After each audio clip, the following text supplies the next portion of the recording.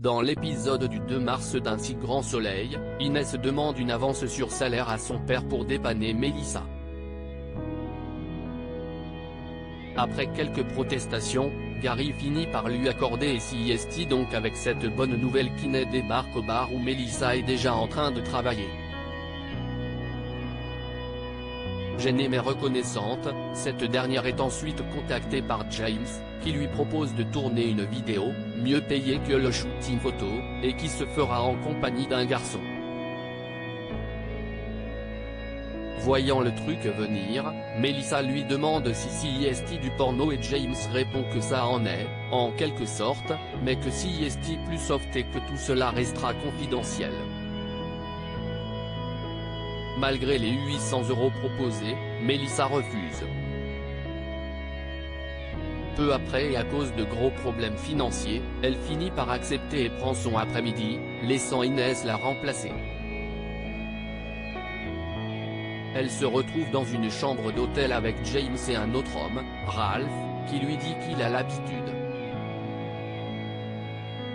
Angoissée, Mélissa accepte de prendre un verre et signe le contrat que James lui tend. Plus tard, elle est assise sur le lit tandis que 3 hommes ressortent de la chambre en sous-vêtements. Le viol n'est pas énoncé mais l'état de Mélissa laisse peu de place au doute. Alors qu'elle s'apprête à partir, James lui dit qu'elle a assuré et lui tend une enveloppe avec la moitié de la somme convenue, assurant qu'elle aura le reste la prochaine fois et qu'ils vont rapidement se revoir. Mélissa rentre en pleurant, se douche et refuse les appels d'Enzo. Le jeune homme qui est à la soirée de sa grand-mère appelle Inès afin de savoir si elle a des nouvelles de sa petite amie, mais Inès la couvre et assure ne rien savoir. Ailleurs à Montpellier, Johanna annonce à Florent qu'elle a été parler à Marius, qui lui a confié que si est bien une femme qu'il a payée pour son faux témoignage.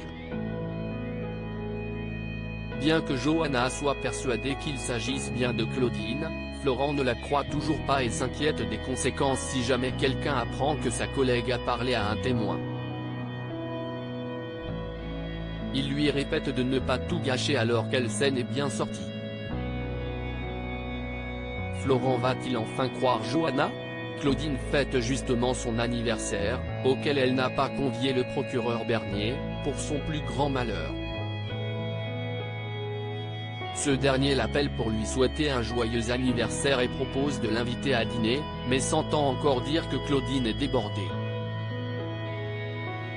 Il fait bonne figure mais son ton laisse paraître sa lassitude. Plus tard au Sauvage où Claudine a invité ses amis, Alix la retrouve avec une rose et la félicite d'être devenue la nouvelle associée majoritaire du cabinet. Florent puis Johanna arrive aussi, et si est un Florent inquiet qui va voir sa collègue, craignant un scandale en plein événement public. Bien qu'elle ait du mal à faire bonne figure, Johanna prend sur elle et accepte même la photo des 3 associés du cabinet qu'Enzo veut faire avant de prendre la fuite. Sabine, inquiète pour son amie, la suit et devine que si est à cause de sa mère que Johanna est si mal, mais l'avocate ne veut pas en parler et part sur les chapeaux de roue.